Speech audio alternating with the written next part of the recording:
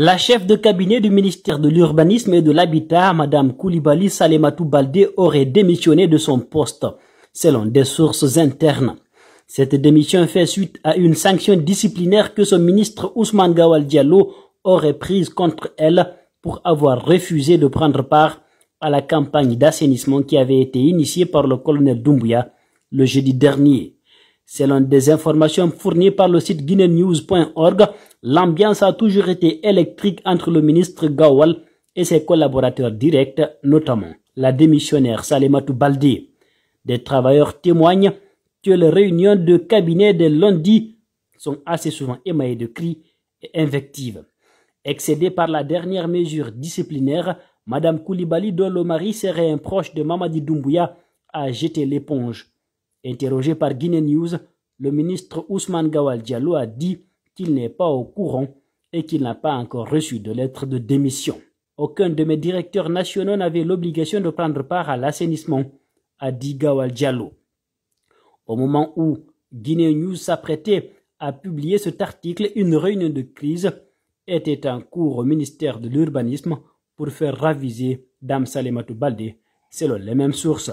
Si cette décision de démission est maintenue, ce sera la première d'un haut fonctionnaire depuis l'avènement du CNRD le 5 septembre 2021, écrit le site Guinée News, connu pour son sérieux dans le traitement de l'information. Pendant ce temps, l'Alliance nationale pour l'alternance et la démocratie, ANAD, a appelé ce mercredi 20 juillet 2022 les forces vives de la nation à faire bloc afin de contrer la déraison des dirigeants de la junte militaire au pouvoir en Guinée.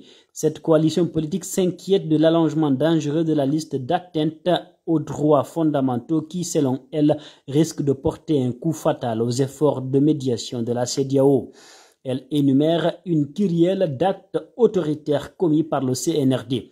Confiscation et destruction des biens de leaders politiques et harcèlement judiciaire sur la base d'accusations fantaisistes contre leur moralité.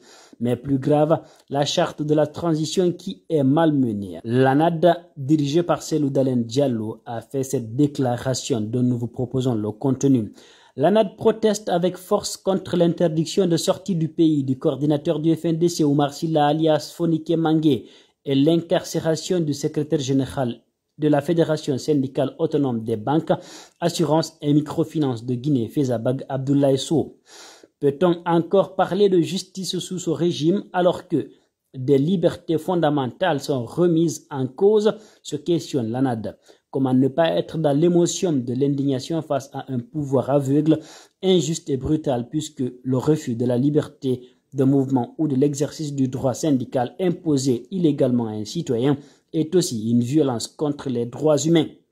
La colère de l'ANAD est aussi dans le ressentiment face à un pouvoir qui, dans son étouffement, malmène l'état de droit et dérive vers une posture autoritaire avec la volonté de mettre la nation sous un joug. C'est pourquoi l'ANAD appelle toutes les forces vives de la nation à faire bloc afin de contrer la déraison des dirigeants de la junte qui montrent sans plus se cacher la face outrageusement autoritaire de son pouvoir. L'acharnement contre le FNDC est aussi contre l'ANAD comme il est contre tous ceux qui défendent la République et la démocratie.